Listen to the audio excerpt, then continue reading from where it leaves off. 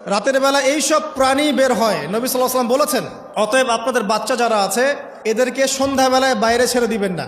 এখন কিন্তু প্রচুর ঘটনা ঘটছে, প্রচুর জিনঘটিত ঘটনা ঘটছে, জাদুটোনা করা হচ্ছে, বানটোনা করা হচ্ছে না?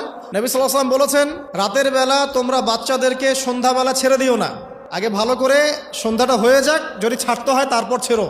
তারপর রাতের রাত যখন গভীর হবে তখন তোমরা এলোপাথালি ঘোরাফেরা করো না, রাস্তাঘাটে বনে জঙ্গলে ঘোরাফেরা করো না, কারণ এই সময় এমন কিছু মাখলুককে আল্লাহ পাক ছেড়ে দেন যাদেরকে তোমরা দেখো না। এখন সায়েন্সের যুগ তো, মানুষ মনে করে এগুলোর কোনো ভিত্তি নাই মনে হয়। কোরআন বলছে জাদু সত্য, কোরআন বলছে জাদু সত্য। কোন সূরা? সূরা বাকারা আয়াত নাম্বার 101, 101, 102 পড়ে দেখেন। ওয়াত্তাবিউ মা তাতলু শায়াতিন আলা মুলকি সুলাইমান, এই আয়াতটা পড়েন, বিশাল একটা আয়াত আছে। ওয়া মা কাফারা সুলাইমান ওয়ালাকিন্না শায়াতিন কাফারু ইউআল্লিমুনা আন-নাস সিহর। এই সিহর দিয়ে কি হতো? মা ইউফাররিকুনা বিহি বাইনাল মারই ওয়া যাওজি। সুলাইমান আলাইহিস সালামের সময় এই জাদুবিদ্যার প্রচলন ছড়িয়ে পড়ে।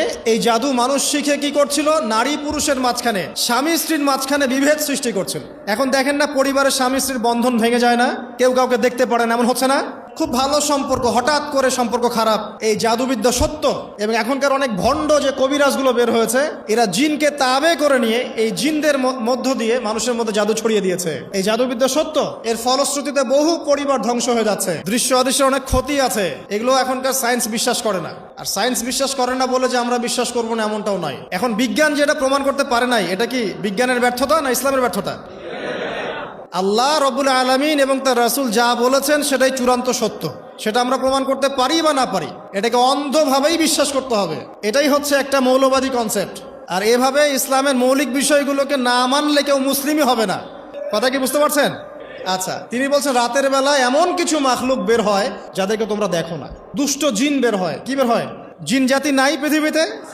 আল্লাহ পাক সূরা জিন নামে একটা গোটা সূরা নাজিল করেছেন, করেন নাই?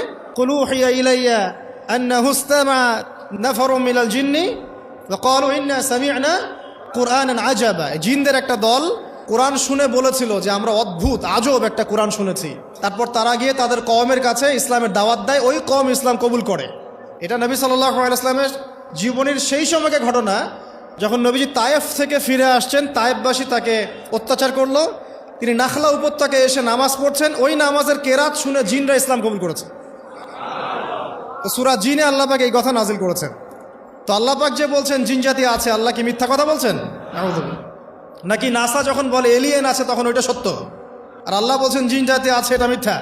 তা আমাদেরকে আবার নতুন করে মুসলমান হওয়া লাগবে এখন, না আমাদের কনসেপ্ট চেঞ্জ হয়ে গেছে আর কি। আবার দেখেন আল্লাহ পাক বলছেন সূরা জারিয়াতের 56 নম্বর আয়াতে, ওয়ামা খালাকতুল জিন্না ওয়াল ইনসা ইল্লা লিয়াবুদুন। আমি জিন আর মানুষকে শুধু আমার ইবাদত করার জন্যই সৃষ্টি করেছে। তাহলে দুটো জাতি পাওয়া গেল, জিন এবং মানুষ। জিন কিসের তৈরি? আগুনের তৈরি। মানুষ কিসের তৈরি? কাদামাটি। ফেরেশতা কিসের তৈরি? নূরের তৈরি। তো এই যে সৃষ্টির বৈচিত্র্য, এটা কার সৃষ্টি? তো সেই আল্লাহ পাকের জ্ঞান সবচেয়ে বেশি না আমার জ্ঞান সবচেয়ে বেশি? তো সে আল্লাহর পক্ষ থেকে যখন কোরআন এবং হাদিস নাজিল হবে, তা আমি অন্ধভাবে মানবো না, নাকি আমি আল্লাহকে চ্যালেঞ্জ করবো ইবলিসের মতো? ইবলিস আল্লাহকে চ্যালেঞ্জ করছে না, খলাকতানি মিন নার ওয়া খলাকতাহু মিন তিন। আমি কেন আদমকে সেজদা করতে যাব? আমি কেন আদমকে সেজদা করতে যাব? আপনি আদমকে সৃষ্টি করেছেন মাটি দিয়ে, আমাকে সৃষ্টি করেছেন আগুন দিয়ে, তাহলে আমি আদমের চাইতে সুপিরিয়র, আমি আদমের চাইতে সেরা, তা আমি কেন ওকে সেজদা করতে যাব? তো ইবলিস আল্লাহকে চ্যালেঞ্জ করলো না? তো এখন আমরা যারা আল্লাহকে চ্যালেঞ্জ করছি, এখন এই বিশ্বে যারা আল্লাহকে চ্যালেঞ্জ করছে, কোরআনকে চ্যালেঞ্জ করছে, হাদিসকে চ্যালেঞ্জ করছে, এরা কি আল্লাহর অনুগত বান্দা না ইবলিসের এজেন্ট?